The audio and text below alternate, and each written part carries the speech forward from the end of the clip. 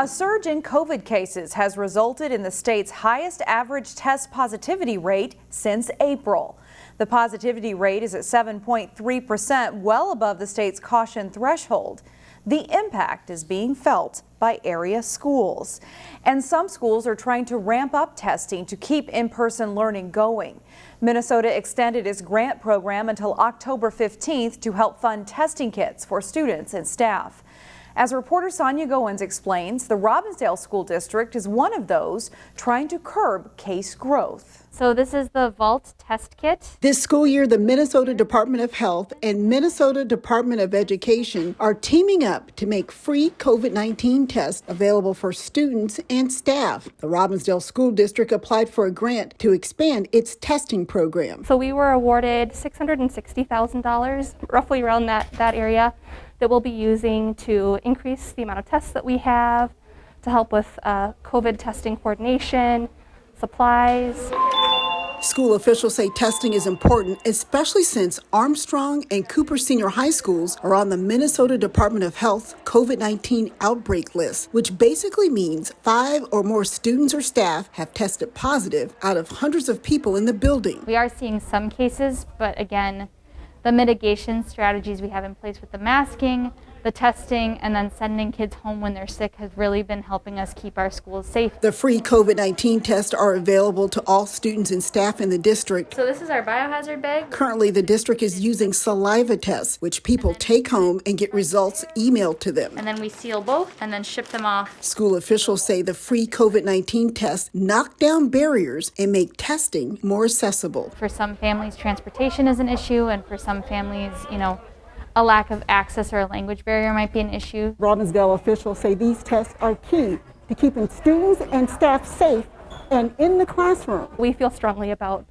helping really reduce cases by catching either symptomatic students or students or staff that may not be symptomatic, but that we can really prevent spread in by catching. In Plymouth, Sonia Goins, CCX News. A head-on crash in Brooklyn Park left one person dead and sent others to area hospitals. The crash happened around 10:30 Tuesday night in the 6500 block of Zane Avenue North, closing all lanes in each direction for a significant amount of time. One person was pronounced dead at the scene. The victim's identity has not been released, but police say the injuries to the other crash victims are not life-threatening. And authorities have identified a Brooklyn Center man killed in a Minneapolis homicide. The medical examiner says 54-year-old James Williams died of multiple gunshot wounds. The incident happened last week during the overnight hours at a home in the 1100 block of Knox Avenue North, which is just east of Worth Park. The shooting was the city of Minneapolis's 72nd homicide, which is on pace to break the all-time record set in 1995 when the city was dubbed Murderapolis. The city of Robbinsdale continues to try to wrap its head around plans for light rail through their city. Trains are currently planned to go through the middle of County Road 81.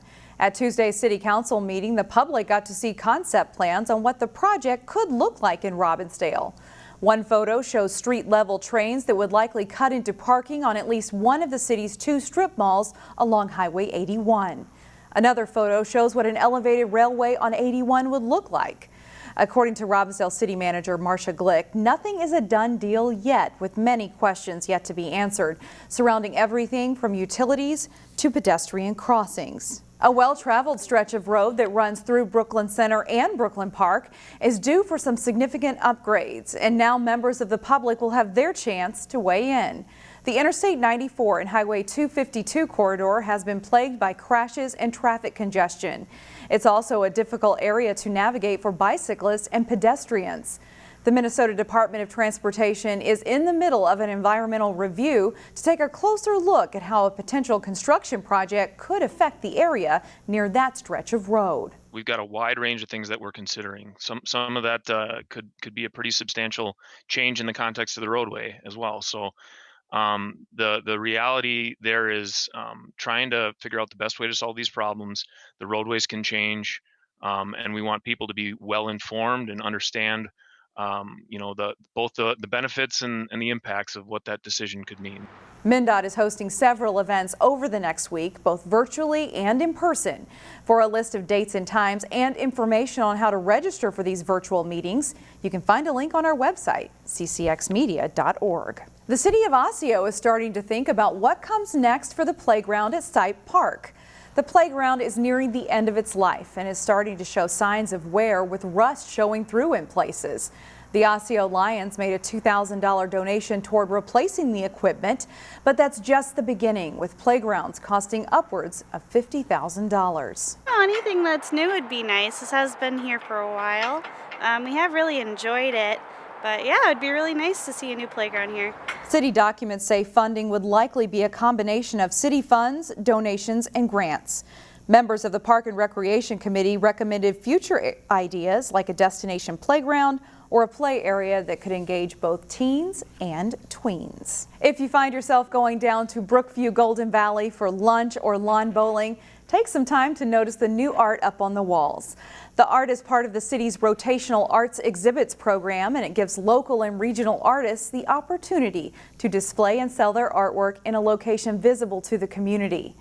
Artwork is displayed in rotation in 3-month terms. We'll leave you now with more of what's on display at Brookview, Golden Valley.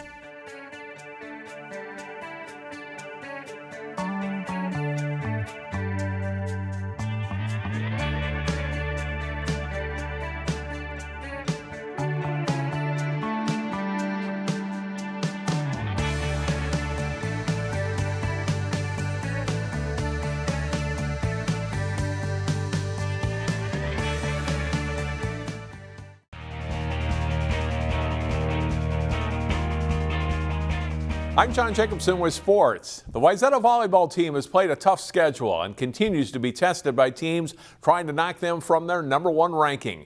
Jason Melillo has highlights from the Trojans' latest challenge. Top-ranked Wayzata hosting third-ranked Eden Prairie in high school volleyball. Mel Goldstein hammers the kill as the Trojans try to cut into an Eagles lead in set 1. Then Goldstein bangs the ace, cutting the EP lead to 23-21. The Eagles get to 24 as the block by Evelyn Scadam is down for a point. But the Trojans stave off 3 set points and then take a 25-24 lead on the block by Emma Gorger. Then on set point for Wayzata, the EP kill is out and the Trojans win it 26-24. Set 2, Avery Jesuits drops a kill on the line for a 15-9 Wayzata lead. The Eagles attack, but Stella Swenson gets up for the block and an 18-9 Trojans lead. This time EP rallies. Scadam hammers the back set from Cameron Berger as the Eagles fight off set points.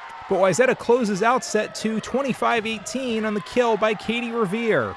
Set 3, Swenson sets for Revere again, and the Southpaw hammers it down for a 15-6 lead. Then Goldstein puts another dent in the gym floor. Wayzata up 21-10. The Trojans would take the set and get the sweep. They're now 19-0. Jason Melillo, CCX Sports. The regular season ends this week in high school soccer. The Champlin Park boys are having an outstanding season. Jay Wilcox has their story.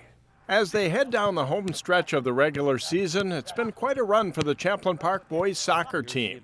After losing their opener to now #1 ranked Maple Grove by a goal, the 5th ranked Rebels entered Tuesday night with a 10-game winning streak under first-year coach Brady Hicks. I think we just needed a little time to get down Brady's system and get our chemistry up, and I guess a couple of games is all it took, and we've really been on a roll since our first game. We bounced back after Maple Grove lost. I feel like we were just taking it lightly, and it hit us hard, and we just wanted to bounce back and prove everybody that we're still a good team and we can even have a better season than last year. The Rebels have worked hard to adjust to the controlled, short, quick passing game that Hicks prefers. They now have an artificial turf field, which helps in that goal, and it'll have them ready for postseason games that are nearly always on turf. It's definitely going to help if we have turf, because obviously last year, if you would look at we didn't even play our session games on our home field because we didn't have turf.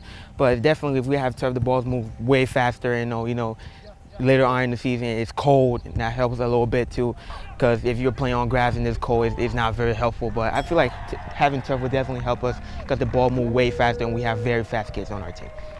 Champlin Park last won a section title in boys soccer in 2012. Maple Grove is now back in their section, 5-3A, so a return meeting with the only team to beat them so far could be in the works. We really want that chance back at play them again and hopefully to make it through sections. It's been really hard for me, just watching them win over and over again, and seeing that and knowing we can possibly beat them in sections. It's really exciting, and I hope we actually do meet them in the finals. The Rebels have games Tuesday and Thursday this week to wrap up the regular season as they try to build momentum for a playoff run. Jay Wilcox, CCX Sports.